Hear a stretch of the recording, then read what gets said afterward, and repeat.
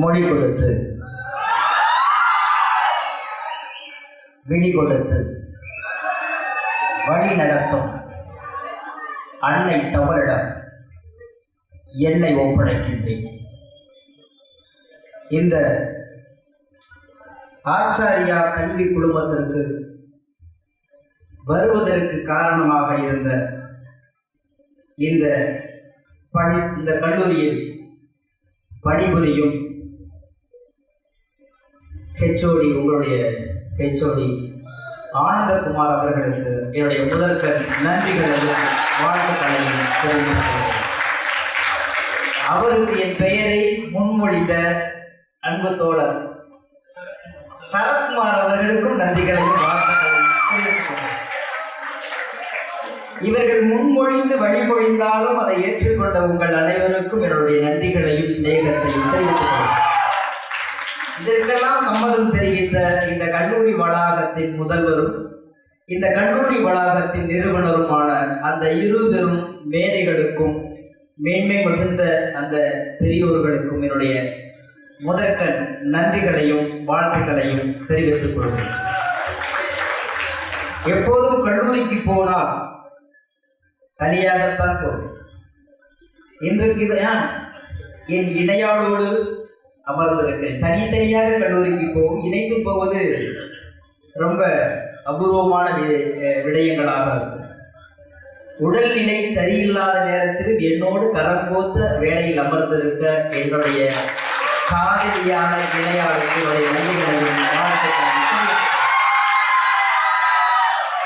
இந்த விழா நடப்பதற்கு பெரும் துணையாகவும் பேராதரவாகவும் இங்கே நிறைய பேருடைய உழைப்பு செஞ்சிருப்பீர்கள். அந்த உழைத்த பேராசிரியர் பெருமக்களுக்கும் மாணவர்களுக்கும் வருங்கால சாதனையாளர்களுக்கும் என்னுடைய வாழ்த்துக்களையும் நன்றிகளையும் தெரிவித்துக் கொள்வதோடு இந்த விழாவை ஒருங்கிணைத்து நடத்தி கொண்டிருக்கின்ற அத்தனை பேராசிரியர் பெருமக்களுக்கும் என்னுடைய அன்பையும் சிநேகத்தையும் தெரிவித்துக் கொள்கிறேன். இந்த விழா தொடங்கும் பொழுது, இந்த கல்லூரியின் ஆண்டு அறிக்கையை வாசிக்கும் பொழுது அவரவர் பேசிக் கொண்டிருந்தோம், முதல்வர் பேசிக் கொண்டிருந்தார். ஏனென்றால் அவ்வளவாக அதில் ஈர்ப்பு இல்லை. அது எல்லா கல்லூரியில் ஏறத்தாழ ஒரு 3000 கல்லூரிகள்ல ஒரு 1500க்கு மேல் ஏறிய மேடைகள், கல்லூரி மேடைகள் தான் பார்த்தா அப்படித்தான் இருக்கும். இப்ப சமீபத்தில் அதை என்ன பண்ணிட்டாங்கன்னா, ஒரு ஆண்டறிக்கை டிஜிட்டலா மாத்திட்டாங்க. அதுல மாணவர்கள் புகைப்படங்கள் வர்றது, சாதனையாளர்கள், ஆசிரியர் பெருமக்கள், பேராசிரியர் பெருமக்களுடைய அந்த அர்ப்பணிப்பு, இதையெல்லாம் படங்கள் கலந்து ஒளிகளாக ஒளியுமாக ஒரு 5 நிமிடம் ஒளிபரப்பும் பொழுது அதை ஆர்வமாக, ஏன்னா படிக்கிற பழக்கம் போய், கேட்கிற பழக்கம் போய், பார்க்கிற பழக்கம் வந்து விட்டதனால் அதில் இருக்கிறது ஈர்ப்பு. இது சிநேகமான ஒரு ஆலோசனையாக எடுத்துக்கொண்டு அடுத்த ஆண்டுகளில் இருந்து, ஏன்னா அந்த இடத்தை கூட மாணவர்களுக்கு போர் அடித்து விடக் கூடாது என்பதற்காக நவீனத்துக்கு நாம் மாற வேண்டும் என்ற ஒரு சின்ன என்னுடைய ஆலோசனை. ஏற்பதும் ஏற்பாதும் உங்கள் விருப்பம். காரணம், இங்கே கட்டாயப்படுத்தவே முடியாது, படுத்துறதாக இருக்குமே தவிர இங்க யாரும் சொல்றத கேட்கறதே இல்லை, கேட்கிற மாதிரி நடிக்கிறத தவிர வாழ்க்கையில ஒண்ணுமே. ஏன்னா ஆண்டறிக்கை வாசிக்கும் பொழுது ஐயா குருலிங்கம் அவர்கள், நான் வரதுக்கு முன்னாடி அங்க சந்திச்சேன், அவர் ஒரு வார்த்தை சொன்னார். நான் ஏறிய கல்லூரிகளில் ஒரு அபூர்வமாக கல்லூரியாக அவரை பார்த்த அந்த நொடிகள் எனக்கு உணர்த்தியது. நண்பர்களே, தோழர்களே, தோழிகளே, நான் எல்லா சினிமாக்காரனை போல பொய் பேசி சினிமா கதைகளை சொல்லி சின்ன சின்ன காதல் கவிதைகளையோ கதைகளையோ நடிகர்களின் புராணங்களையே சொல்லி கைத்தட்டி வாங்கிட்டு போவதற்காக எந்த மேடையிலும் ஏறுவது இல்லை. காரணம், நான் அந்த இடத்தில் அமர்வதற்கு வாய்ப்பு இருந்த போதும் இந்த இடத்தில் என்னை போல நின்று ஒருவன் பேசுவதற்கான தருணம் கிடைக்கவே இல்லை என்பதனால் எனக்கு கிடைக்கிற வாய்ப்புகளை, நிதர்சனமான உண்மைகளை சொல்லியே திமிரு பிடித்தவன் என்ற ஒரு கெட்ட பெயரை வாங்கி கொண்டிருக்கிறவன் சிநேகன். ஏனென்றால் தமிழகத்தில் எவனெல்லாம் உண்மை பேசுகிறானோ அவனெல்லாம் திமிரு பிடித்தவன் என்று சொல்லப்படாத ஒரு பட்டம் இருக்கிறது. அதை அன்று வரை நடந்து கொண்டே இருக்கிறான். அப்ப அந்த கல்லூரிக்குள்ள உட்கார்ந்து எதுக்கு ஐயா குருலிங்கத்தை பார்த்தவுடன் எங்கள் மாணவர்களுக்கு ஒற்றை சொல் சொல்லிவிட்டு செல்லுங்கள் அண்ணா. என்ன? உங்களை நம்புங்கன்னு சொல்லுங்க போதும். அதிசயமாக இருக்கிறது. இந்த கல்லூரி நாங்கள் அதை சாதித்திருக்கிறோம், இதை சாதித்திருக்கிறோம். இந்த கல்லூரியில் இவ்வளவு பெரிய சாதனையாளர்களை நாங்கள் உற்பத்தி செய்து அனுப்பி கொண்டிருக்கிறோம். ரோபோட்டுகளாக அனுப்பி கொண்டிருக்கிறோம். எங்கள் கல்வி வளாகம் சாதனையாளர்களை சரித்திரத்தையும் நாங்கள் அங்கேயே உற்பத்தி செய்து இந்த சமூகத்துக்கு மிகப்பெரிய சேவையாற்றி கொண்டிருக்கிறோம் என்று தற்பெருமை பேசுகிற முதல்வர்களையும் நிறுவனர்களையும் பார்த்தோம். நண்பர்களே, பார்த்து கொண்டிருந்தவன் முதல் முறையாக கல்லூரியின் பெருமையை சொல்லுங்கள் என்று சொல்லவில்லை, எங்களுடைய அர்ப்பணிப்பு என்னவென்று சொல்லுங்கள் என்று சொல்லவில்லை, எங்கள் மாணவர்கள் அவர்களை நம்புங்கள் என்று சொல்லுங்கள் போதும் என்கிறார்கள். எவ்வளவு யதார்த்தமான ஒரு முதல்வர் உங்களுக்கு கிடைத்திருக்கிறார் என்றால் உங்களுக்கு தெரியுமோ தெரியாதோ, இடத்துக்கு நீங்க வரும்போதுதான் தெரியும். ஆசிரியர்களை புறக்கணித்து விட்டு நகர்ந்த மாணவர்கள் உருப்பட்டதாகவே இல்லை. அதுதான் உண்மை. நான் அடிக்கடி சொல்வேன், ஒரு கல்வி வளாகத்தை விட்டு வெளியே சென்ற பிறகு தன் ஆசிரியரை, தன் பேராசிரியரை, தன் கல்லூரியை பார்க்கும் போதெல்லாம் இனம் புரியாத ஒரு காதலியை பார்க்கிற சந்தோஷம் எவனுக்குள் முளைவிடுகிறதோ அவன் நல்ல மாணவனாக இருந்திருக்கிறான் என்று அர்த்தம். இல்லை, விலகி போய் விடுவோம், பார்த்தா வணக்கம் வச்சு தொடக்கணுமே எவனா விலகுறானோ அவன் படிக்கிற காலத்தை பாழ் செய்திருக்கிறான் என்று அர்த்தம். அந்த வகையில் இந்த முதல்வர் கிடைத்தது அபூர்வமான ஒரு செயலாகவும் ஆச்சரியமாகவும் பார்த்தேன். அப்போதுதான் பள்ளிக்கூடம் என்ற ஒரு படத்தில் நான் எழுதிய பாடல் ஞாபகம் வைத்தது. கொட்டு வைத்த வாத்தியாரை தொட்டு வணங்கலாம், முட்டி போட்டு நின்ன இடத்தை முத்தம் கொடுக்கலாம், மீண்டும் பள்ளிக்கு போகலாம் என்ற ஒரு பாடல்.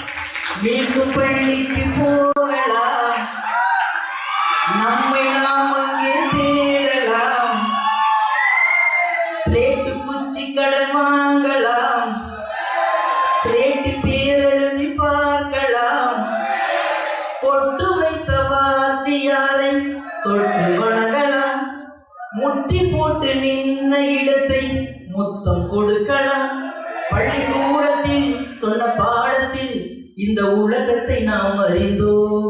இதைவிட ஒரு மிகப்பெரிய பள்ளிக்கான அர்ப்பணிப்பு எதுவுமே இல்லை. ஏனென்றால் இப்போது அது என்ன சொன்னாலும் சத்தம் போற வயசு இது. ஏன் இதையெல்லாம் சொல்றேன்னா, அப்பேற்பட்ட முதல்வர் இந்த கல்வியின் ஆண்டறிக்கையை வாசிக்கும் பொழுது உங்களைப் போல எனக்கும் கொஞ்சம் சோர்வு தட்டத்தான் செய்கிறது, அது வேறு. ஆனால் உண்மையை பேசி கெட்ட பேர் வாங்கினவன், அதனால ஒன்றும் பிரச்சனை இல்லை. நான் உண்மையை தான் பேசுவேன். பிடிச்சா வச்சுக்கங்க, இல்லைன்னா கட்டாயப்படுத்தவே இல்லை. ஏனென்றால் இங்கே கட்டாயப்படுத்துவதால் நடப்பது எதுவுமே இல்லை என்பது உலகத்தை, உணர்வுகளை, மனிதர்களை, வாழ்க்கையை, சூழலை புரிந்து கொண்டவர்கள் தெரியும். கேட்பது மாதிரி, வாழ்வது மாதிரி, உண்மை பேசுவது மாதிரி, ஒழுக்கமாக இருப்பது மாதிரி இருக்கிறோமே தவிர நமக்கு பிடிச்சதை மட்டும்தான் செய்யும். எல்லாமே மாதிரிகள். நல்ல சூழல் மாதிரி, நல்ல பிள்ளை மாதிரி, நல்ல மகன் மாதிரி, நல்ல மகள் மாதிரி, நல்ல காதலி மாதிரி, நல்ல காதலன் மாதிரி, நல்ல மனிதன் மாதிரி வேடம் போட்டுக் கொண்டிருக்கின்ற சமூகம். அதனால அவர் வாசிக்கும் பொழுது என்ன என்றால், அந்த ஏன் மறுபடியும் அங்கே சுத்தி வர எவ்வளவு முக்கியமான விஷயம் தெரியுமா? இந்த சமூகத்திடம் ஒன்றை நாம் எதிர்பார்த்து நகர்ந்து கொண்டிருக்கிறோம் தோழர்களே, தோழிகள். இந்த வளாகத்துக்குள் சாதனை படைத்தவர்களுடைய பெயர்களை சொல்லும் பொழுது 3 மாணவிகளுக்கு மட்டும்தான் கைகள் இருந்தது. அந்த 3 மாணவிகளுக்காக மொத்தம் பேரும் இப்பொழுது கரவொலி எடுப்பு. இன்னும் கூட நிறைய பேருக்கு கரங்கள் இல்லை என்பதை நிரூபித்துக் கொண்டிருக்கிறார். காரணம், தோனி சிக்ஸர் அடிச்சா என்ன கத்தி நம்ம கண்ணுக்கு தெரியாது. ஜாதி, மதம், இனம், உயரம், நிறம் எதுவும் தெரியாது. எங்கோ ஒருவன் வெற்றி பெற்ற, அதுக்கு நான் தோனிக்கு எதிரானவன் இல்லை, அது வேற, மறுபடியும் எழுதும், அது வேற. டெண்டுல்கருக்கு எதிரானவன் இல்லை. இந்தியாவின் விளையாட்டு வீரர்கள் ஒட்டுமொத்த பேருக்கு நான் எதிரானவன். ஆனால் இந்த மண்ணை சார்ந்தவன், இந்த நாட்டை சார்ந்தவன், என்னுடைய தேசியத்தின் மீது விழா எடுக்கும் போது என் தேசியம் எங்கேயும் விழுந்துவிடக் கூடாது என்பதற்காக எங்கோ ஒரு இடத்தில் தொலைக்காட்சிகளில் பார்க்கும் போது எவ்வளவு ஆர்வரிப்போடு நாம் கொண்டாடுகிறோம். ஆனால் ஒரு ஏழைக்கு பிறந்துவிட்டு ஏழ்மை வளர்ந்துவிட்டு கருப்பாகவோ குள்ளமாகவோ தாழ்வாகவோ உயர்வாகவோ பிறந்துவிட்டு உங்களுடைய நிறுவனர் சொன்னது மாதிரி மக்கள் பசங்க மட்டும்தான் இருக்கீங்கன்னாரு. அதை எனக்கு உடன்பாடு இல்லை. அதற்கு பிறகு அந்த கதைக்கு வருவோம். ஏனென்றால் அப்பேற்பட்ட ஒருவன் இந்த வளாகத்துக்குள் இந்த வெயிலில் வாழ்ந்து இந்த நிலப்பரப்பில் வாழ்ந்து ஒருவன் நம்ம பள்ளி நம்மளுடைய வகுப்பறையில உட்கார்ந்து ஒருவன் சாதித்திருக்கிறான் என்று சொல்லும் பொழுது இந்த அரங்கம் கைதட்டுகளால் நிரம்பி வெளிய வேண்டும் அல்லவா? ஆனால் அடுத்தவர்களை பாராட்டுவதற்கு மனமில்லாத நீங்கள் அடுத்தவரிடம் பாராட்டை எதிர்பார்க்க கூடாது. அந்த தகுதி உங்களுக்கு யாருக்கும் இல்லை. காரணம், இந்த சமூகத்திடம் எதை எதிர்பார்க்கிறோமோ அதை கொடுத்து விட வேண்டும். நீ கொடுக்காதது உனக்கு எதுவுமே கிடைக்காது. உனக்கு கிடைப்பது எல்லாம் எங்கோ உனக்கு தெரிந்தோ தெரியாமலோ எங்கோ ஒரு இடத்தில் நீ கொடுத்திருக்கிறாய். அதைதான் நான் மூத்த முன்னவர் கணியன் பூங்குன்றனார் சொன்னார், தீதும் நன்றும் பிறகலவா. உனக்கு கிடைத்தது உனக்கே தெரியாமல் கொடுத்திருக்கிறாய். உனக்கு கிடைக்காததை நீ கொடுக்க மறுத்திருக்கிறாய். Very easy. நான் கொடுக்காதது எனக்கு கிடைக்கவே கிடைக்காது. நான் உங்களை பார்க்கும் பொழுது கொடுத்தது எல்லாம் கிடைத்துவிடும் என்பதற்கு ஒரு சிறு உதாரணம். நான் புன்னகை சிந்துகிறேன், உடனடியாக திருப்பி தந்து விடுகிறேன். சிரித்தா சிரித்தீர்களோ, நான் கொடுத்தேன், நீங்கள் கொடுத்து விட்டீர்கள். நான் வணக்கம் வைக்கிறேன், திருப்பி கொடுத்து விட்டீர்கள். நான் அன்பு செலுத்துகிறேன், திருப்பி கொடுத்து விட்டீர்கள். அப்ப நான் கொடுப்பதை திருப்பி கொடுக்க சமூகம் தயாராக இருக்கிறது. நான் தான் கொடுக்க தயாராக இல்லை. கொடுப்பதற்கு தயாராக இல்லாத எவனுக்கும் இந்த உலகத்தில் எடுப்பதற்கு அருகதை இல்லை. அப்ப சகமானவன், என்னோடு படித்தவன், ஏதோ ஒரு சாதனை புரிந்து இந்த பள்ளி இந்த வளாகத்துக்குள் மேன்மையாக இருக்கிறான் என்று சில சாதனையாளர்கள் பெயர்களை அறிவிக்கும் போது நீங்கள் அமைதியாக இருந்தது ஒரு அழகான கல்லூரியில் ஏதோ பிழை நடக்கிறதே என்று தோன்றியது. காரணம், நீங்க அங்க உட்கார்ந்து இருக்கும் போது இங்க நின்று எனக்கு பேச எவனும் கிடைக்கல. அதுதான் சொன்னாரு, இங்க வந்து எங்க நல்ல படிக்கிற பசங்க எல்லாம் வெளியில போயிட்டாங்க. உங்க நிறுவனம் சொன்னார், அவர் எல்லாத்தையும் விட்டுட்டு டீச்சர்னு போட்டுக்கிறதுல அவ்வளோ சந்தோஷம் படுக்கு. உண்மையிலேயே இங்க வரும்னு சொன்னோடனே ஆனந்தகுமார் அவர்கிட்ட சொன்ன யாரு என்னன்னு சொல்லும் போது பேரை சொல்லி அனுப்பும் போது நான் போயிட்டு கூகுள்ல சர்ச் பண்றேன். எல்லாத்தையும் நைட்டு முழுக்க உட்கார்ந்து கேட்டேன் யாரு. ஏன்னா நான் ஒரு முறை வந்து என்னுடைய ராஜராஜ சோழன் படத்துக்காக விவேக் ஓபராயை பார்க்க போகிறேன். அவருக்கு ஹிந்தி தெரியுமோ தெரியாத ஒரு டிரான்ஸ்லேட்டர் அழைச்சிட்டு போறேன் கூட. எனக்கு தெரியாது ஹிந்தி, அவருக்கு தமிழ் தெரியுமான்னு தெரியாது. ஆனால் அங்க போனதுக்கு போய் உட்கார்ந்த உடனேயே வாங்க சிநேகன் வணக்கம்னாரு. நான் செத்து போயிட்டேன். ரெண்டாவது, நான் விரும்பி கேட்ட தமிழ் பாடல்களில் 25% பாடல்கள் உங்கள் பாடல்களாக இருக்கிறதுன்னு ஒவ்வொரு பாட்டா சொன்னான். அப்போதுதான் தமிழகத்தில் உள்ள நடிகர்களுக்கும் இன்றைக்கு இந்தி திரைப்பட உலகத்தில் உள்ள நடிகர்களுக்கும் வித்தியாசம் தெரிந்தது. ஒருவனை சந்திக்க போகும் பொழுது அவனை பற்றி தெரிந்து கொண்டு போய் இங்கே நிற்கும் பொழுதுதான் அவனை பற்றியான நல்லது விஷயங்களை சொல்லணும் போது அந்த பழக்கத்தை நான் விவேக் ஓபராயிடம் கற்றுக்கொண்டேன். எனவே நாளைக்கு ஒரு முதல்வரை சந்திக்க போகிறோம், அவரை பற்றி தெரிந்து கொள்வதுதான் மரபு. அவர்கிட்ட பேசுறதுக்கு எல்லாத்துக்கும் எஸ் நோ சொல்லிட்டு வர முடியாதுன்னு சொல்லிட்டு கேட்கும் பொழுதுதான் எனக்கு இன்னொரு ஐ திறந்தது, கண்ணு திறக்குது. இன்றைக்கு நம்ம பேசுறதுலாம் நீங்க வந்து இருவரும் சேர்ந்து மேடைக்கு வரும் பொழுது நீங்க ஒரு சத்தம் கொடுத்தீங்க. நிறைய சத்தம் வந்தா அது கிண்டலா பாராட்டானே தெரியாது. நிறைய மேடைகளில் பரவாயில்லை, இங்க எல்லாமே ஓப்பனா பேச வேண்டியதா இருக்கிறது. ஆனால் அது பாராட்டாக இருக்கும் என்று நானும் என் மனைவியும் பேசிக் கொள்வது. ஏனென்றால் நம்மளை போல கிராமத்தில் இருந்து வந்தவர்கள், இவர்களுக்கு ஒருவரை புறந்தர தெரியாது, அதனால் அது பாராட்டுவாக இருக்கும் என்று நாங்கள் தேடிக் கொண்டோம். எதுக்குன்னா அவரை பற்றி பேசும் பொழுதெல்லாம் கேட்கும் போது இவ்வளவு விஷயத்தை அவர் கத்துக்கிட்டது வேறு. அவர் போட்டா ஒரு பெரிய விசிட்டிங் கார்டு அடிச்சு நான் இந்த கல்லூரியுடைய நிறுவனம்னு ஒரு பேர், ஆனா டீச்சர்னு போட்டுக்கிட்டார். அதுக்கப்புறம் இந்த கல்வி முறையை வேறு ஒரு களத்துக்கு எடுத்துட்டு போகணும்னு அவர் எடுத்த முயற்சிகள் எல்லாம் அவருடைய பேச்சின் சாரத்தில் தெரிகிறது நண்பர்கள். இதைத்தான் இன்றைக்கு உலகம் எதிர்நோக்கி காத்திருக்கிறது. நான் அடிக்கடி எல்லா மேடைகளிலும் சொல்வேன், கல்வி உலகத்தை கற்றுத்தரும், உலகம் வாழ்க்கையை கற்றுத்தரும், நாம் தான் வாழ கற்றுக்கொள்ள வேண்டும். கல்வி வேறு, வாழ்க்கை வேறு.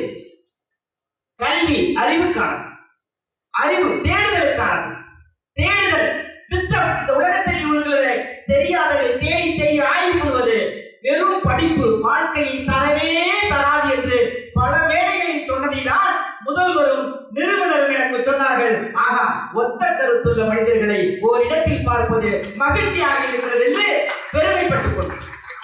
அப்புறம் சொன்னார் உங்களுடைய நிறுவனர், நல்ல பசங்களாம் வெளில போயிட்டாங்க. அங்க ஒரு மனிதன், நல்ல பசங்க வெளியில போயிட்டாங்க. இங்க கொண்டா உங்களுக்கு தெரியாது, அவ்வளவு சீக்கிரமாக ஒரு கல்லை தூக்கி வழியில் போறவனிடம் கொடுத்து விட முடியாது. சாதாரண மனிதர்களுக்கு கிடைக்கிற எந்த கல்லும் சிற்பமாக மாற்ற முடியாது. உங்களால் தான் இந்த மாணவர்களை சிற்பமாக மாற்ற முடியும் என்று காலம் நிர்ணயித்திருக்கிறது. அதனால் உங்கள் கையில் கொடுத்திருக்கிறது. இதுதான் உண்மை. வலிக்கும், இப்ப சொல்ற அறிவுரைகள் வலிக்கும், கிண்டலா தெரியும், கேலியா தெரியும். வெளியில வாங்க. இந்த உலகம் ரணமானது, இந்த உலகம் ரணமானது. இங்க எல்லாமே போய் யாரிடமும் உண்மை இல்லை. எதை நோக்கி போகிறோம் தெரியாது. அதற்கு அறிந்து கொள்வதற்கு மட்டும்தான் கல்வி உதவுமே தவிர வாழ்வதற்கு இல்லை. அப்படி இருந்தா இன்னைக்கு மருத்துவத்துக்கு படிக்கிறவர்களும் வழக்கறிஞருக்கு படிக்கிறவரும் தவிர படிச்ச வேலைக்கு போன எத்தனை பேர் இருப்பான்னு நினைக்கிறீங்க? ஒருத்தன் கூட படிச்ச வேலைக்கு போயிருக்க முடியாது. ஏன்னா படிப்பு வேறு, படிச்ச வேலைக்கு வேலை கிடைக்கலாம் வேண்டி செத்து போறோமா? நம்ம வாழலையா? வருமானம் இல்லையா? வீடு வாங்க முடியலையா? கார் வாங்க முடியலையா? இல்ல. படிப்பு என்பது அறிவை தேடி தேடி, மொழியை தேடி தேடி, இலக்கியத்தை தேடி தேடி, இலக்கணத்தை தேடி தேடி, புராணங்களையும் இதிகாசங்களையும் அறிவியலையும் விஞ்ஞானத்தையும் மெய்ஞானத்தையும் தேடி தேடி அறிந்து கொள்வதற்கு அது இருந்தால்தான் எந்த சபையிலும் நான் பயமில்லாமல் போய் நிற்க முடியும். அதற்கு கல்வி அறிவை தேடுவதற்கு ஒரு சாவியாக கிடைக்கிறதே தவிர வெறும் அறிவே வாழ்க்கையாக மாறி விடாது என்பதற்காகத்தான் அவர்கள் சொன்னார்கள். அவர்களை நம்ப சொல்லுகிறது உண்மை அதுதான். அப்போதுதான் அவர் சொல்லும் போது கிடைச்சிச்சு, இல்லை இவர்கள் இல்லை, இந்துக்குள்ள ஒவ்வொரு சிற்பம் எதையெல்லாம் தேவையில்லையோ அதை எடுத்து விட்டால் ஒரு கல்லில் மிச்சம் இருப்பது சிற்பம். எல்லா கல்லுக்குள்ளும் சிற்பம் இருக்கிறது.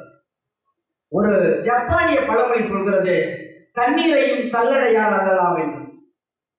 தண்ணீரையும் சல்லடையால் அள்ளலாம், அது பனிக்கட்டியாகும் வரை பொறுமை இருக்கும். ஒரு தண்ணீர் பனிக்கட்டியாகிற வரைக்கும் பொறுமை, சல்லடையாக முடியாதது எதுவுமே இல்லை. அந்த நம்பிக்கையோடு இந்த கல்லூரியை தொடங்கி இருக்கிறார் அரவிந்த் அவர்கள். அந்த கல்வி தொடங்கும் போது சொல்ற, இன்னைக்கு உட்கார்ந்து கொஞ்ச நேரம் பேசுறோம். எதிர்காலத்தின் மீது, அடுத்த தலைமுறைகளின் மீது கொண்டுள்ள அக்கறை நமக்கு தெரிகிறது. அதை பயன்படுத்திக் கொள்ள வேண்டும் என்பதுதான் அறிவுரையை தவிர என்ன சொன்னாலும் நீங்க கேட்க போறது எனக்கும் தெரியும். கேட்பது மாதிரி அமைதியா இருப்பீங்க, தவிர கேட்க மாட்டீங்க. உங்களுக்கு ஒண்ணு பிடிக்கும், வெளியில ஒரு ஸ்கெட்ச் போட்டு வச்சிருப்பீங்க, அதுலதான் ஓடிட்டு இருப்பீங்க. அம்மா அப்பா உங்களோட பொங்கல் சொல்லும்போது சொன்னாரு, என்ன ஒரு கோர்ஸ் எடுக்கிறதுனே தெரியாம அம்மா அப்பா வந்து அவர்களுடைய கனவுகளை உள்ள நிறுவனம் தான் சொன்னார், அவங்களுடைய இதை கொண்டு வந்து திணிப்பாங்க. ஆனா பசங்களுக்கு வேற இன்ட்ரெஸ்ட் இருக்கும், ஆனா அவனுக்கு தான் கண்டுபிடிக்கணும் பாரு. இப்ப நான் சொல்றேன், ஒரு சொன்னார் இல்லையா, எம்ஜிஆர் வாத்தியார் ஆக்கிறதே கவிஞர்கள் தான். அதனால கவிஞர்களும் 7வது வாத்தியார் இருந்தாங்களா? உண்மையோ பொய்யோ, நான் டீச்சர் ட்ரைனிங் முடிச்சவன் தான், அதனால ஒன்றும் பிரச்சனை இல்லை. நான் செகண்ட் கிரேட் டீச்சர் ட்ரைனிங் முடிச்சவன் தான், அதனால நீ பாடம் நடத்திட மாட்டேன், கவலைப்படாது, பயந்துடாது. அது இல்லை. எதுக்கு இதை சொல்றேன்னா, இந்த வளாகம் என்பது உங்களுடைய அத்தனை கண்களையும் உணர்வுகளையும் திறந்து கற்றுக்கொள்வதற்கான மேலை. என்னை பற்றி அதிகமான விமர்சனம் திரையுலகத்தில் வந்து கொண்டிருக்கும் தோழர்களே, அதிகமான விமர்சனத்துக்கு உள்ளானவன் நான் தான். ஆனால் என்ன தெரியுமா சொல்றேன், எல்லா விமர்சனத்துக்கும் ஒரே வார்த்தை, என்னை தவிர என்னை விமர்சனம் பண்ண எவனுக்கும் அருகதை கிடையாது. காரணம், நான் தான் என்னோட அதிக நேரம் இருக்கு. எனக்கு நான் தான் தெரியும், நான் நல்லவனா கெட்டவனா என்பது எனக்கு தான் தெரியும். அதே போலதான் இந்த சமூகம் ஏதாவது சொல்லிவிடுமோ, தன் ஆசையை சொல்லிவிட்டால், தன் கனவுகளை சொல்லிவிட்டால், தன் இலக்கை சொல்லிவிட்டால், இந்த சமூக நம்மளை தவறாக நினைத்து விடுவோம் என்று ஒருபோதும் பயப்படாதீர்கள். காரணம், நம்ம நாட்டை பொறுத்த வரைக்கும் எந்த விமர்சனத்துக்கும் அறிவாளியே கிடையாது. ஏனால் ஒருவன் விமர்சகன் படைப்பாளியை விட அறிவாளியாக இருக்க வேண்டியிருக்கிறது. அப்படி அறிவாளியாக இருந்த ஒரு விமர்சனம் நான் பார்க்கவில்லை. அதனால் எந்த புத்தனும் எவரையும் விமர்சிப்பதில்லை. தன்னால் முடியாமல் இயலாமல் இருப்பவர் மட்டும்தான் விமர்சனம் செய்கிறார். எனவேதான் உங்களை நீங்கள் உணர வேண்டிய ஒரு காலகட்டம் என்பது இங்கேதான். இப்ப கூட இந்த ஒரு 6 மணி நேரம் கழிச்சு இந்த மேடை ஏறுகிறது. அதிகமான பெண்கள் இங்கே ஆக்கிரமிப்பீர்கள் கலை நிகழ்ச்சிகளில். ஆனால் இந்த வளாகத்தை விட்டு வெளியே போகும்போது எங்கே போய் தொலைகிறது அந்த திறமைகள் என்பது தெரியவில்லை. ஏன் தொலைகிறது? எதற்கு அடங்குகிறது? ஒரு முறை வாழ்க்கை ஓடிக்கொண்டே இருக்க, வாழ்க்கையை வாழ்ந்து தீர்த்தணும். எனக்கு கிடைச்ச ஆப்பர்ச்சுனிட்டி. இப்ப ஏன் நான் இவ்வளவு தூரம் உங்கள்கிட்ட பேசுறேன்னா, இன்னும் ஒரு முறை பாப்பனான்னு தெரியாது. இந்த வளாகத்தை விட்டு இன்னும் 1 மணி நேரத்துக்கு பிறகு நம்ம வெளியேறுவோமான்னு தெரியாது. என்னையா நம்பிக்கை இல்லாம பேசிட்டு இருக்கிற? உண்மை அதுதான். இன்னும் 1 மணி நேரம் கழிச்சு என்ன நடக்குன்னு யாருக்கா தெரியுமா? தெரியாது. ஆனா 10 வருஷத்துக்குள்ள பிளான் போறோம். எப்படி 10 வருஷம் கழிச்சு நான் எப்படி இருப்பேன்? சேர்த்து வைக்கிறோம், கனவு காண்றோம், எழுதி வைக்கிறோம், ஊடுறோம், தேடிக்கிட்டே இருக்கோம், பணத்தை தேடுறோம், புகழ தேடுறோம். இந்த நிமிஷத்தை வாழ்ந்தோமா? இல்ல. நாளைகளை தேடி இன்றைகளை தொலைத்துக் கொண்டே இருக்கிற ஒரு தலைமுறை. அதனால் நாளைகளும் கிடைக்காமல் இன்றும் கிடைக்காமல் இடைப்பட்ட நேரத்தில் தத்தளித்துக் கொண்டிருக்கிறது நம் தலைவர். கிடைக்கிற நிமிஷத்தை வாழ்ந்துட்டே இருக்கணும். இன்னும் 10 வருடம் கழித்து நாமெல்லாம் சந்திப்பதே ஒரு திருவிழாவாக இருக்கும். ஏனால் விஞ்ஞானம் தனித்தனி மனிதர்களாக கூட்டாக வாழ்ந்த ஒரு மிகப்பெரிய மானுட கும்பலை தனித்தனியாக பிரித்து விட்டது. ஏனென்றால் அவன் கையில் எப்போது ஒரு கைபேசி வந்ததோ அவன் தனி உலகம் என்று அதோடு இருக்கிற நேரம் வணிகம் இருக்கிறதை தவிர மனிதர்களோடு இருக்கிற நேரம் இல்லை. சொல்லுவான் காதலுக்காக உயிரே கொடுப்பேன்பா. ஆனா 2 பேரும் சந்திக்கும் போது அவன் போனதான் பார்த்து ரொம்ப நேரம் பேசிட்டு இருப்பானே தவிர மூஞ்சியை பார்த்து கூட காதல சொல்ல மாட்டேங்க. அதுக்குதான் ஆம்பளைக்கு பொம்பளைக்கு அவசரம் பாட்டு எடுத்து. ஆம்பளைக்கு பாட்டு கேட்டுட்டீங்களா? நான் அந்த பாட்டு கேட்டுட்டு நான் திரையரங்கத்துக்குள்ள போய் உட்காடுறேன். என்னதுக்கெல்லாம் பயந்துட்டு இருந்தேன். கல்லூரி பெண்கள் அநேகமா இந்த பாட்டை கேட்கும்போது திட்டு வாங்கன்னு ஒரு பயத்துல போய் உட்கார்றேன். முதல் ஷோ பின்னாடி ரோல உட்கார்ந்துருக்கேன். என்ன நடக்கும்னு ரிசல்ட் பார்க்க. அதுல ஒரு வரி எழுதியிருப்பேன். செலவு பண்ணாதான் ஒரு லூச தேடுறான், பொழுதுபோக்குக்கு ஒரு பிகரை தேடுறான்னு எழுதியிருப்பேன். சரி, இது வந்த உடனே திட்டம் போறாங்க பெண்கள். நினைச்சா தியேட்டர்ல இருக்க அத்தனை பொருளை என்னமா என்ஜாய் பண்ணாங்க தெரியுமா? காரணம் காதலை காதலாய் காதலில் காதலித்தவர்கள் காதலில் எவர்கள்? காதல் அழகானது, காதல்கள் மோசமானவர்கள். மாறிக்கொண்டே இருக்கும்.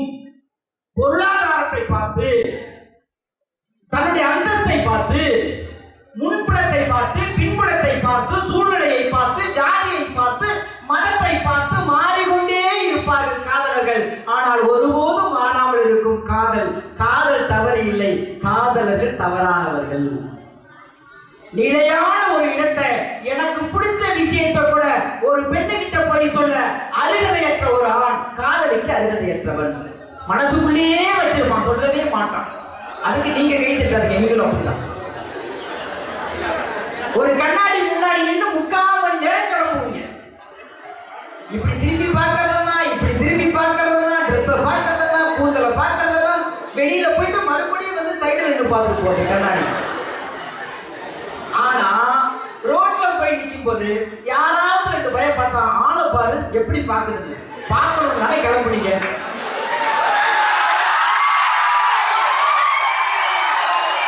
இந்த தலைமுறை உண்மையானது. ஆமா, நான் வெளியே போகும்போது என் ஆடை அழகாக இருக்க வேண்டும், என்னை பார்க்கும்போது ஒரு அழகு என்று ஒரு இனம், நம்மை பார்க்கும்போது ஒரு எண்ணம் வர வேண்டும் என்ற அந்த அர்ப்பணிப்பு இல்லையா? அதை ஏற்றுக்கொள்ள கூட உங்களுக்கு மனப்போக்கம் இல்லை. ஆனால் அவர்களும் நேர அழகா இருக்கிற பொண்ணு போய் அழகா இருக்கமா, இந்த உடை நல்லா இருக்கு, நடை நல்லா இருக்கு, ஜடை நல்லா இருக்குன்னு சொல்ல மாட்டான். திருட மாதிரியே ஓட்டு நின்றுருப்பான். அப்புறம் பயம் தானே வரும். அப்ப தனக்குள்ள இருக்கிற உணர்வுகளை வெளிப்படுத்துவதற்கு கூட இந்த சமூகம் ஒரு மிகப்பெரிய கட்டுப்பாட்டை விதித்து வைத்திருக்கிறது. ஆகவேதான் வெறும் உணர்வுகள், காதல் உணர்வு, நட்பு உணர்வையும் வெளிப்படுத்துறதுக்கு இவ்வளவு தடைகள் இருக்கும் பொழுது கல்வியா, வேலையா, இலக்கால், லட்சியத்தால், கனவால் நமக்குள்ள இருக்கிறத நாம தான் கண்டுபிடிக்கணும். எந்த ஜோசியக்காரனாலையும் கண்டுபிடிக்க முடியாது. காரணம், அடுத்தவருக்காண்டி வாழ்வதை தவிர்த்து விடு. அம்மா, அப்பா, ஆசிரியர், தெய்வம் கூட பேசினால்தான் காதில் விழும். ஆனா நாம நினைச்சாலே காதல விடும். நினைச்சாலே காதல விடும். மனசு பேசும் உங்ககிட்ட, நீங்க கேட்கறது இல்ல. உங்களுக்கு பிடிச்ச வேலைகளை, பிடிச்ச பாடத்தை, பிடிச்ச நண்பர்களோடு இருக்கும் பொழுது அது சக்சஸா முடியும். யாருக்காக வேண்டிய இதை போல செய்யணும், இவளை போல செய்யணும், இவளை போல செய்யணும்னு நீங்க செய்யும் பொழுது தோத்து போய்வீர்கள். காரணம், இது பிறருக்காக செய்தது, தனக்காக செய்தது இல்லை. அப்ப இந்த மாணவ பருவத்துல நான் யாரு, எனக்கு என்ன வேணும்? உங்க கூட நீங்க எப்பயாவது பேசிருக்கீங்களா தோழர்களே, தோழர்களே? அடுத்தவங்க கூட பேசணும்னு ஆசைப்படுறேன். கண்ணாடி முன்னாடி என்ன அலங்காரம் பண்ணுகிறேன். கண்ணாடி முன்னாடி நின்று நீங்க யாருன்னு கேள்வி கேட்டுக்கீங்களா? இன்னைக்கு சாயந்தரம் படுக்க போறதுக்கு முன்னாடி உங்க கண்ணாடி முன்னாடி போய் நின்று காலையிலேருந்து சாயந்தரம் வரைக்கும் நான் உண்மையை தான் பேசினேன் எல்லாருக்கிட்டையும் கேளுங்களேன். கண்ணாடி காய் துப்பும். நான் எல்லாத்துக்கிட்டையும் அன்பா தான் இருந்தேன்னா உண்மையா நான் காய் துப்பும். ஏனென்றால் யாருக்கிட்ட எப்படி பேசினா பாராட்டு கிடைக்கும், யாருக்கிட்ட எப்படி பேசினா நம்மளுடைய காரியம் நடக்கும்னு நாம திட்டம் போட்டு மனசு பேசுறதை கேட்கறதே இல்லை. அடுத்தவர்களுக்காக வாழ்ந்து கொண்டே இருக்கிறோம். அதனால்தான் பெரியவங்க சொன்னா பெருமாள் சொன்னது மாறின்னு எவனோ போட்ட பாதையில கண்மூடித்தனமா செம்மறியாடு மாதிரி நடந்து கொண்டிருக்கிறோம். எனக்கு தெரிந்து நான் கடவுள் மறுப்பாளன் இல்லை. உலகம் தோன்றிய காலத்திலிருந்து பெருமாள் மட்டுமில்லை, எந்த தெய்வமும் பேசி என் காதில் விழுந்ததே இல்லை. பெருமாள் சொல்லாது பெரியவர்கள் சொல்ல மாட்டார்கள். சொன்னால் அது எவனோ கற்றுக் கொடுப்பதாக இருக்கு. யாரை நிர்ணயிக்கணும்? நான். எல்லாரும் சொல்லுவாங்க நான் சொல்லாதீங்க, நான் சொல்லக்கூடாதுல்ல. அப்படித்தானே கல்வி முறை சொல்லிக் கொடுத்திருக்கிறது. அப்படித்தானே கல்வி முறை சொல்லிக் கொடுத்திருக்கிறது. உங்ககிட்ட தான் பேசிட்டு இருக்கேன். நான் செடி கொடிகளிடம் பேசவில்லை. ஏன் நான் சொல்லக்கூடாது? அகம்பாவம், அகந்தை. அப்படித்தானே? முட்டாள்கள் உலகம் முட்டாளாகவே பயன்படுத்தி விட்டது. நான் என்பது அகந்தை இல்லை, தான் என்பது அகந்தை. தமிழ்ல கூட தனக்குன்னு ஒரு வார்த்தை இருக்கே தவிர நனக்குன்னு ஒரு வார்த்தை இல்லவே இல்லை. நான் என்பது என்னுடைய நம்பிக்கை, என்னுடைய கனவு, என்னுடைய லட்சியம், என்னுடைய எதிர்காலம், என்னுடைய ஆசை, நான் போக வேண்டிய பணி. நான் என்பது நம்பிக்கையின் கீற்று, நான் என்பது நம்பிக்கையின் வேர், நான் என்பது நம்பிக்கையின் ஆதாயம். அந்த நான் சொல்லாதவன் தன்னை இழக்கிறான் என்றார். ஆனா நம்ம கல்விமுறை என்ன சொல்லுச்சு? நான் என்றால் தலைக்கணம். சோம்பேறிகள் சொல்லிக் கொடுத்த பாடம் தூக்கி ஓரத்தில் வைத்து விடுங்கள். பேசும் பொழுது நான் தான் நடக்கிறேன், நான் தான் பேசுகிறேன், நான் தான் கைகளை நீட்டுகிறேன், நான் தான் என்னுடைய சுமைகளை சுமக்க வேண்டியிருக்கிறது, நான் தான் எனக்காக அழ வேண்டியிருக்கிறது, எனக்காக நான் நேர்வை செய்ய வேண்டியிருக்கிறது. என்னை நான் என்று அடையாளப்படுத்திக் கொள்வது கூட இந்த கல்விமுறை மறுக்குது என்றால் இந்த தேய்ச்சி போன கல்விமுறை எனக்கு தேவையில்லை. அதனால் நான் சொன்னேன், கல்வி உலகத்தை கற்றுத்தரும், உலக வாழ்க்கையை கற்றுத்தரும். நாம் தான் வழங்கப்பட்டுக் கொள்ளும். என் வாழ்க்கையை நான் டிசைட் பண்ணணும்டா. இன்னைக்கு என்ன ஆணை போடுறதுங்கிறத நான் டிசைட் பண்ணணும். நான் எப்படி ஒருவரை ஒழுக்கமாக நடந்து கொள்ள வேண்டும், எப்படி என் காதலை ஆராதிக்க வேண்டும், எப்படி என் நட்பை தூக்கி பிடிக்க வேண்டும், எங்கே நான் இரக்கம் காட்ட வேண்டும், எங்கே நான் இறங்காமல் இருக்க வேண்டும் என்ற திமிரு, நம்பிக்கை துமிரு எல்லாத்துக்குள்ளையும் என்னைக்கு வருகிறதோ அன்றைக்குதான் உங்கள் மனம் உங்களை நேசிக்க தொடங்கும். ஆஹா, இதைத்தான் நினைச்சேன், நான் பல நாள் சொன்னேன், நீ கேட்கவே இல்லடா, எல்லாரும் மாதிரி இல்ல, நீ தனி, உன் ஆசை தனி, உன் கனவு தனி, உன் லட்சியம் தனி, உன்னுடைய இலக்கு தனி, உன் வாழ்க்கை தனி. அதனால நீ இன்னொருவரை பார்த்து வாழ வேண்டாம். உனக்கு என்ன பிடிக்குமோ அதை மட்டும் செய்ய. காரணம், இங்க எல்லாம் நிரந்தரமற்ற போது நீ மட்டும்தான் நிரந்தரம். அது இன்று மட்டும் நிரந்தரம், இந்த நொடி மட்டும் நிரந்தரம், நாளை நிரந்தரம் இல்லை என்பதை மனது சொல்லிக்கொண்டே இருக்கிறது. நம்ம கேட்கிறதே இல்லை. நீங்களே சொல்லுங்களேன், சில விஷயங்கள் செய்யக்கூடாது லைட்டா தோணும், அதை மீறி செய்வோம், தப்பு நடந்துரும். ஏன்னா அது எவனுக்காக வேண்டியோ, எவனுக்காக வேண்டியோ, எதுக்காக வேண்டியோ நாம செய்தது செய்யவே கூடாது. மனித வாழ்க்கை ஒரு அற்புதமான வாழ்க்கை. உலகத்துல மனிதர்களுக்கு கிடைத்த ஆப்பர்ச்சுனிட்டி இருக்கு இல்லையா, அவ்வளவு பெரிய ஆப்பர்ச்சுனிட்டி. இதை நம்ம பயன்படுத்ததே இல்லை. ஏன்னா நம்ம எல்லாருக்கும் நல்ல பிள்ளையா இருக்கணும் இல்லையா, இருக்கணும்ல, அப்பதான் உலகம் மதிக்கும் இல்லையா. எல்லாருக்கும் நல்ல பேசுங்க, உங்கள்கிட்ட நான் பேசிட்டு இருக்கிறேன். அப்ப எல்லாருக்கும் நல்ல பிள்ளையா இருந்தாதான் இந்த சமூகம் ஒரு மனுஷியாக ஒரு மனுஷனாக என்ன மதிக்கும், அப்படிதானே? எல்லாத்துக்கும் நல்ல பிள்ளையா இருக்கணும்னு நினைக்கிறேன், உருப்பிடவே முடியாது. யாருக்கு யார் நல்லவனா இருக்கணும், எனக்கு நான், உங்களுக்கு நீங்க, அவ்வளவுதான் வாழ்க்கை. என்னோட அதிக நேரம் இருக்க, நான் உண்மையா இருக்கேன், எனக்கு பிடிக்குது, நான் வாழ்றேன். காரணம், எனக்கே நான் நல்லவனாக இருக்க முடியாத எனக்கு இன்னொருத்தவனுக்கு நல்லவனாக இருப்பதற்கு என்ன தகுதி இருக்கிறது? உங்களை நீங்க எப்பயாவது பாராட்டி இருக்கீங்களா? எங்கேயாவது உட்காந்து பாராட்டி இருக்கீங்களா? நான் பாராட்டி இருக்கேன். நல்ல பாட்டு எழுதும்போது ஸ்னேகா உன்னை மிச்சம் எவ்வளவு இல்லடா அட்ராக்ட் பாராட்டு. என்னுடைய பாராட்டு, முதல் பாராட்டு எனக்கானது நானே கொடுத்துக் கொள்கிறேன். அதனால் தலைக்கணம் பிடித்து எங்கேயும் ஆடியதில்லை. எந்த பாராட்டும் என்னை பறக்க வைத்ததில்லை. காரணம், உலகம் பாராட்டுவதற்கு முன்பே என்னை நான் பாராட்டிக் கொள்கிறேன். அதே மாதிரி அடுத்த சேனலுக்கு வருவோம். உங்களை நீங்க திட்டி இருக்கீங்களா? நான் என் பாடல் ஒரு இயக்குனர்கிட்டயோ படத்துக்கோ இசையமைப்பாளர்கிட்டயோ போயிட்டு பிடிக்கவில்லை என்றால் கண்ணாடி முன்னாடி நின்று என்னை நானே காரி துப்பி இருக்கிறேன். நீ எல்லாம் எதுக்கு பாட்டு எழுத வந்த? உன் பாட்டை சரியில்லை என்று சொல்லிவிட்டான். முடிந்தால் கற்றுக்கொண்டு அடுத்த களத்துக்கு வா, நீ சரியில்லை என்று என் மூஞ்சிக்கு நேரா நானே காரி உமிழ்ந்திருக்கிறேன். அதனால் இந்த உலகம் அள்ளி வீசும் சேறுகள் எனக்கு பெரிதாகவே தோன்றவில்லை. முதலில் நானே என்னை விமர்சித்துக் கொண்டேன். என்னை விமர்சிக்கவும் என்னை பாராட்டவும் எனக்கு நான் முதல் தகுதி இருக்கிறது. என்னை சுமந்து கொண்டு நான் தான் நடக்கிறேன். எனக்கான கனவுகளுக்காக நான் தான் ஓடிக்கொண்டே இருக்கிறேன். என்னை போல வாழ முடியாம, என்னை போல பேச முடியாம, என்னை போல ஒரு இடத்தில் நின்று போராட முடியாமல் எவ்வளவு ஒருவன் பொறாமைப்பட்டுக் கொண்டிருக்கிறானோ அவன் தான் என்னை விமர்சிக்கிறான். பாவம், இயலாமையினால் அவன் வாய்களில் வந்து விடுகிறது என்று தூக்கி தூர எறிந்து விடுகிறேன். அது எந்த கல்வி புத்தகமும் சொல்லிக் கொடுக்காது.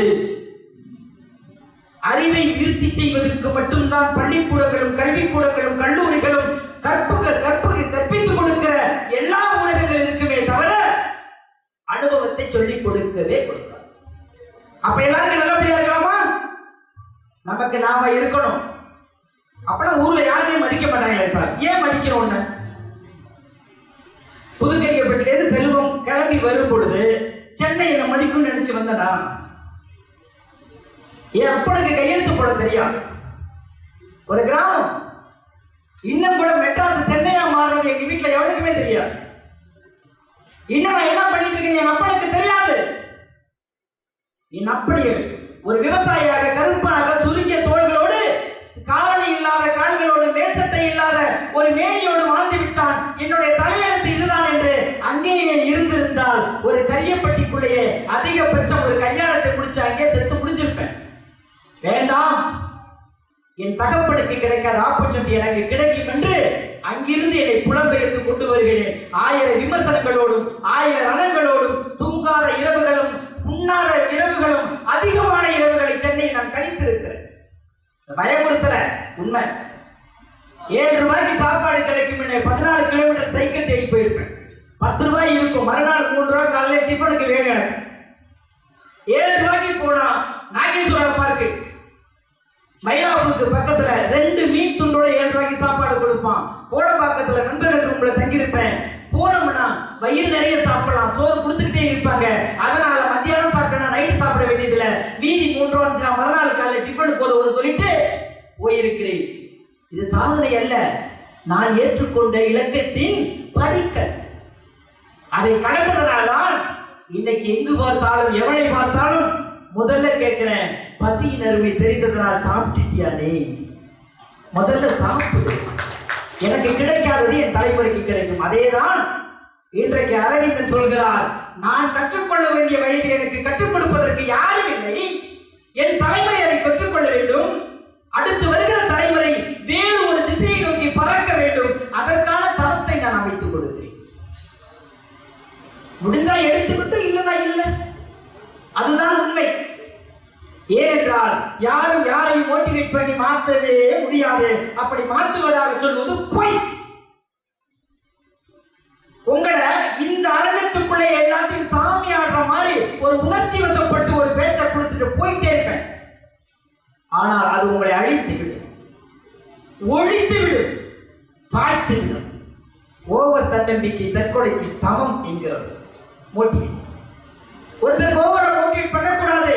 அமெரிக்க ஆய்வு சொல்கிறது ஓவர் தன்னம்பிக்கை தற்கொலைக்கு சமம். அப்புறம் எப்படிங்க தன்னம்பிக்கை புகுத்துறது? இது தண்ணீர், இது தாகம், குடித்தால் தீரும் என்பதை சொல்வதுதான் தன்னம்பிக்கை தவிர குடித்தே ஆக வேண்டும் என்று கட்டாயப்படுத்துவதில்லை. ஆனா நம்ம ஊர்ல என்னன்னா முடியும் முடியும் முடியும்னு பேசி அப்படியே பூச்சொலியை வச்சு கண்ணு கலங்க வச்சு பறக்க வச்சு வெளியில அனுப்புவான். ரோடு தாண்டின பொசுக்குன்னு போயிடும். இங்க உண்மையை பேச யாரும் இல்ல.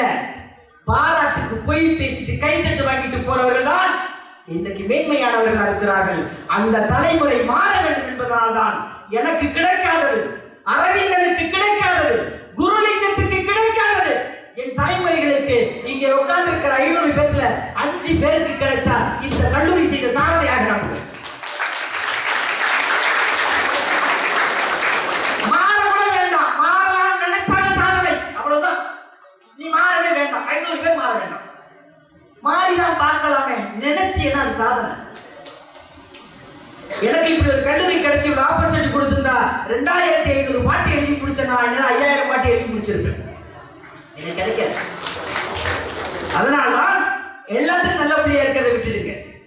ஏனால் இங்க எல்லாத்துக்கும் நல்ல பிள்ளையா இருக்கவே முடியாது, நல்ல பிள்ளையா இருக்கவும் கூடாது. எல்லாத்துக்கும் நல்ல பிள்ளையா இருந்தா உங்களுக்கு ஐயப்பா இருக்கீங்க. நீங்க ஒவ்வொருத்தருக்காக மாற வேண்டும், பேச வேண்டும், பாராட்டு வாங்கணும், காசுக்காக ஒருத்தட்ட பேசணும். அதனுடைய வெளிப்பாடுதான் ஆடாத ஆட்டம் எல்லாம். அந்த சாங் எடுக்கணும். காசுக்காக ஒரு ஆட்டம், புகழுக்காக ஒரு ஆட்டம், பொண்ணுக்காக ஒரு ஆட்டம், பணத்துக்காக ஒரு ஆட்டம், ஊருக்காக ஒரு ஆட்டம் போட்டுட்டு போகும் பொழுது ஊரு போன ஆட்டம். எங்கெல்லாம் ஆடி இருக்க பாரு. ஜாதிக்கு ஆட்டம், மதத்துக்கு ஆட்டம், பணத்துக்கு ஆட்டம், காதலுக்கு ஆட்டம், பொண்ணுக்கு ஆட்டம், பொருளுக்கு ஆட்டம், வினேஷம். ஆனா நீ போடும் பொழுது ஊரு ஆட்டம் போடு போயிட்டே இருப்ப, எல்லா நாளும் கழிஞ்சிடும். அதனால்தான் நிமிடத்துக்கு நிமிடம், நிமிடத்துக்கு நிமிடம் வாழ்ந்து தீர்க்க வேண்டும். நானும் என்னுடைய மனைவி 8 வருஷம் காதலிச்சதை பெருசா பேசுவாங்க. எங்களுக்கு இன்னும் கொஞ்சம் வயசு குறைவா இருந்தா இன்னும் கொஞ்சம் காலம் காதலிச்சுட்டே இருந்திருப்போம். ஏன்னா 60 வயசுல கூட நாங்க கல்யாணம் பண்ணுவோம். காதல் அவள் அழகானது, அனுபவித்துக் கொண்டே. உலகத்தில் காதலிப்பதை விட ஒரு அபூர்வம் இருக்க போது சொல்லு. அதுக்குன்னு பொண்ணு பின்னாடி ஆண், ஆண் பின்னாடி பொண்ணு ஓடுறது அல்ல. என் மீது ஏறி இந்த உலகத்தை பார் என்று நான் குனியும் போதெல்லாம் என் மனைவி என் தலை மீது பார் வைத்து ஏறி நிற்கிறாள். நான் ஏறி நிற்கும் போது நான் இருக்கிறேன் என்று தன் மடியை காமித்து மடி மீது தலை வைத்து பார் என்று சொல்லுகிறாள். அதுதானே காதல். அதனால சொன்னேன், காதலை காதலாய் காதலில் காதலித்தவர்கள் காதலிலே வருங்கள். ஆணுக்கும் பெண்ணுக்கும், பெண்ணுக்கும் ஆணுக்கு வருவது மட்டும் காதல் அல்ல. இந்த உலகத்தின் மீது, இயற்கையின் மீது, இசையின் மீது, தொழிலின் மீது, இலட்சியத்தின் மீது, கனவின் மீது காதல் நிரம்பி கிடக்கிறது. நாம காதலிக்க தயாரா இல்லை. ஏன்னா காதல் நம்ம ஊரை பொறுத்த வரைக்கும் கெட்ட வார்த்தை, அப்படிதானே? ஆனால் அது மட்டும் இல்லைன்னா இந்நேரம் மனித இனம் புல்லு பூண்டோட மடிஞ்சு போயிரு. அதனால நீங்க ஆணு மேலையும் பொண்ணு மேலையும் வைக்கிற காதலை நேரத்தின் மீது வைங்க, இலக்கு மீது வைங்க, லட்சியத்தின் மீது வைங்க, கனவுகள் மீது வைங்க. உங்களை நீங்கள் காதலிக்க தொடங்குங்கள். உங்களை காதலிக்க தெரியாத நீங்கள் இன்னொருவரை காதலிக்க அருகதையே அற்றவர். நான் அழகா இருக்கிறேன், என் நாளை அழகா இருக்கிறது, நான் அழகா பேசுகிறேன், என்னை எல்லோரும் பாராட்டுகிறார்கள், நான் சாதித்துக் கொண்டிருக்கிறேன், என்னை நான் காதலித்துக் கொண்டே இருக்கிறேன். அதனால் என் முதுமை எனக்கு தெரியவில்லை, இளமையாகவே இருக்கிறது. எனவே நான் தான் என்னுடைய முதல் காதலன், நான் தான் என் முதல் காதலி. என்னை தவிர என்னை காதலிக்க எவனுக்கும் அருகதை இல்லை. இன்னைக்கு இதெல்லாம் லவ் பண்ணி பாருங்களேன். நம்மளை விட முடியாதவர்கள் எத்தனையோ பேர் இன்றைக்கு ஒரு கை கால்களோ அல்லது முடமானவர்களோ இவ்வளவு பேர் சிரமப்படுறாங்க. கண்ணு தெரியாம, கை கால் இல்லாம, பேச முடியாமல், இந்த கல்லூரிக்கு வர முடியாமல், வளாகத்திற்கு வெளியே இருக்கும் போது, இவ்வளவு ஆப்பர்ச்சுனிட்டி கிடைக்கும் போது இதை எப்படி எடுத்து நம்ம கொண்டாடணும் இல்லையா? அதுக்கு இந்த கல்லூரி தடை போடவில்லை. இதனால்தான் வழக்கமான கல்லூரி பேச்சுகளில் இருந்து நான் மாறி வருகிறேன் நண்பர்களே. இது புத்தகத்தில் படித்ததை முழுக்க முழுக்க வருக முழுக்க படித்துவிட்டு வருடத்தின் கடைசியில் வாந்தி எடுங்கள் சொல்கிற வளாகம் இல்லை. இது வளாகம் இல்லை. புத்தகத்தில் படித்ததை வருட கடைசியில் வாந்தி எடுத்துவிட்டு மார்க்கை மட்டும் சுமந்து கொண்டு போங்கள் என்று எனக்கு என்ன என்று வெறும் வசூலை கட்டுகிற வளாகம் இது இல்லை. உனக்கு என்ன பிடித்திருக்கிறது? அறிவை கற்றுக்கொள்வதற்கு ஒரு சாவி கொடுத்து விட்டேன். உனக்கு என்ன பிடிச்சிருக்கிறதோ அந்த துறையில போங்கன்னு சொல்லிட்டு உங்கள் பெற்றோர்களையும் வழிநடத்துவதற்கு இந்த மகான்கள், பேராசிரியர் பெருமக்கள், நிறுவனர் முதல்வரும் இருக்கிறார்கள் என்றால் இதை பயன்படுத்திக் கொள்ள என்றால் மீண்டும் ஒரு மேடை கிடைக்காது. நாளைக்கு நேரமா நம்ம இருப்போமான்னு தெரியாது. ஏன் ஒரு மணி நேரம் இருப்போமான்னு தெரியாது. ஏன் அதை சொல்லிக்கிட்டே இருக்கேன்னா, வாழ்க்கை நிரந்தரமற்றது. ஆனால் ஆசைகள் நிரந்தரமானது, இருந்து கொண்டே இருக்கும் சாகிற வரைக்கும். ஆனா வாழ்க்கை எனக்கு முடிச்சிடும். அப்ப என்ன பிடிக்குதோ அதை வாழ்ந்து முடித்தரணும். அதுக்கு ஒரு ஆப்பர்ச்சுனிட்டி ஒரு கல்லூரி ஏற்படுத்தி கொடுக்கிறது, கல்லூரி வளாகம் எடுத்து கொடுக்கிறது. அப்படின்னா இதை நீங்க பயன்படுத்திக்க. எனவேதான் எல்லாருக்கும் நல்ல பிள்ளையா இருக்கிறத விட்டுட்டு, எல்லாரும் என்ன பாராட்டுங்கிறத விட்டுட்டு, உங்களை நீங்க நேசிங்க, உங்களை நீங்க காதலிங்க. ஏன்னா எது தப்பு எது சரின்னு இந்த கல்வி முறை சொல்லிக் கொடுக்கிறதே இல்லை. உங்களுக்கு வாழ்க்கையை 2 வரியில சொல்லிக் கொடுத்து நான் விடைபெறலாம் என்று நினைக்கிறேன். எது சரி எது தப்பு இந்த உலகத்துல யாருக்கா சொல்ல முடியுமா?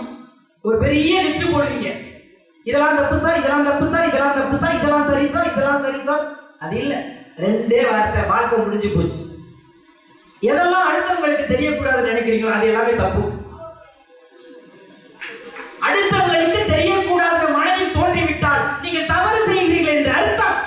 தெரிந்தால் பரவாயில்லை, எனக்கு பிடித்திருக்கிறது என்று துணிந்தால் அது சரி. வாழ்க்கை அவ்வளவுதான். இதுக்கு வேதம் படிக்க வேண்டியதில்லை, குரான் படிக்க வேண்டியதில்லை, பைபிள் படிக்க வேண்டியதில்லை, உங்க பகவத்கீதை படிக்க வேண்டியதில்லை.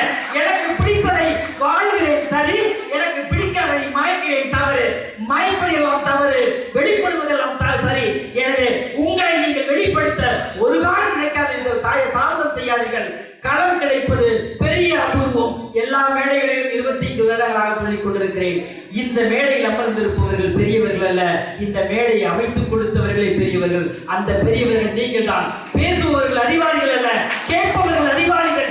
இந்த அறிவாளிகளுக்கு மத்தியில் ஒரு அபூர்வமான வாய்ப்பை எனக்கு கொடுத்தது இந்த கல்லூரி என்ற பெருமையோடு நன்றி கூறி விடைபெறுகிறேன். நன்றி, வணக்கம்.